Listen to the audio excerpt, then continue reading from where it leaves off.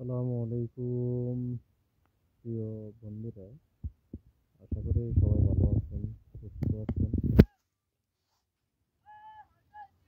আমি আসলে Facebook live নতবা কখনো আসি না, ঠিক আছে। এখন যদিও যে কোনো একটা পরিস্থিতির শিকার হয়ে এখন আসছি। তো আমার বাবারা দুই ভাই, ঠিক আছে। আমার বাবা হচ্ছেন বড় আর আমার চাচা হচ্ছেন ছোট। তো আমার চাচা, আমার বাবা মারা গেছেন 2003 সালের মে মাসের 19 তারিখে আমার বাবা মারা গেছেন। আল্লাহ তাকে বেহেশত নসিব করুক। আমার বাবা মারা গেছেন মে মাসের 19 তারিখে। আর বাবা যখন মারা গেছেন, 19 তারিখে। চাচা যেখানে মধ্যে চাচার দায়িত্ব হচ্ছে, তখন আমরা এতিম, আমরা ছোট ছোট ছিলাম, আমরা তখন এতিম। তাহলে চাচার দায়িত্ব হচ্ছে এখানে কি, যে আমাদেরকে আশ্রয় দেওয়া, কিংবা আমরা কি খাইছি না খাইছি আমাদেরকে একটু সান্ত্বনা দেওয়া। সেটা না করি চাচায় আপনার বাবা মারা যাওয়ার 3য় দিন জায়গা মাপ দিতে চলে গেছে। আর তিনি জায়গাগুলো এমন ভাবে মাপ দিয়েছেন, যেখান দিয়ে নারকেল গাছ, সুপারি গাছ সবগুলো ওইখান দিয়ে উনি নিয়েছেন।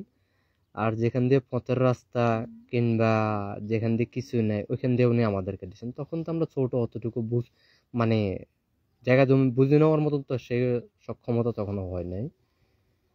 কিন্তু কোরআন এবং হাদিস কি বলে এখানে মধ্যে, কোরআন হাদিস বলতেছে যে আপনারা বড় ভাই যখন মারা যায়, তখন তার ছেলে কিংবা মেয়ে, তার স্ত্রী সন্তানদেরকে, তার ছোট ভাইরা যদি থাকে, ওদের ওদের দায়িত্ব হচ্ছে তাদেরকে আশ্রয় দেওয়া, প্রশ্রয় দেওয়া, তাদেরকে তারা কি খায় না খায় খোঁজ খবর নেওয়া, ঠিক আছে। ওই পর্যন্ত তারা সাবালক না হওয়া পর্যন্ত, তারা যখন সাবালক হবে তখন তাদের জায়গা জমি টাকা পয়সা, তখন তাদেরকে তাদেরটা বুঝিয়ে দাও।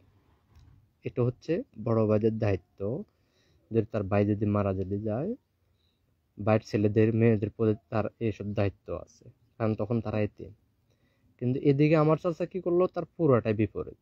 তিনি জায়গায় তো মাপ দিচ্ছেন, কখনো আজ পর্যন্ত কখনো কি খাইছে না খাইছে কেমনে গেছে কখনো জিজ্ঞাসা করে নাই উনি। এখন আমার কথা হচ্ছে, উনি আচ্ছা ওই সময় উনি ভুল করুক, যেটাই করুক, সেটা উনি করছে, এটা ওনার ব্যক্তিগত ব্যাপার। আমার কথা হচ্ছে, এখন তো আমরা সাবালক হয়েছি, উনি যেন আমার অবশ্যই এই কথাগুলো ওনার কানজে পৌঁছাবে আশা করি। উনি যেন আমাদেরকে বুঝিয়ে দেন, ঠিক আছে। উনি বিগত প্রায় 22 বছর যাবত উনি খাই আসছেন। আর ওনার জিহ্বাটাও অনেক মাশাআল্লাহ করে অনেক বড় হয়ে গেছে। এখন এই জিহ্বাটা তো দড়ি ছোট করা যেত না।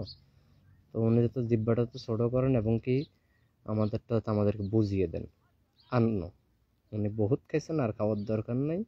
এখন উনি বয়োবৃদ্ধ একজন মানুষ, ওনাকে আমি সম্মান করে কথাগুলো বলতেছি, উনি যেন ওনার সম্মানটা ধরে রাখে।